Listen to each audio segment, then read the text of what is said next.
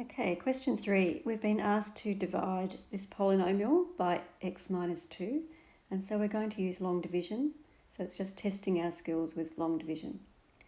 So remember, we say x times what makes x cubed, and it's x squared. Then I multiply the x squared by the two terms in our divisor. I get x cubed minus 2x squared, and I subtract all of that. So I end up with 2x squared minus 2x squared becomes positive, so it's 4x squared, and then I bring down the minus 3x. And I start again. X times what makes 4x squared is 4x. I multiply the 4x by the term at the front there, and I get 4x squared minus 8x.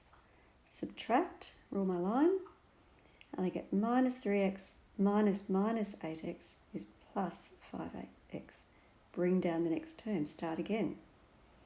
X times what makes 5x? It's 5.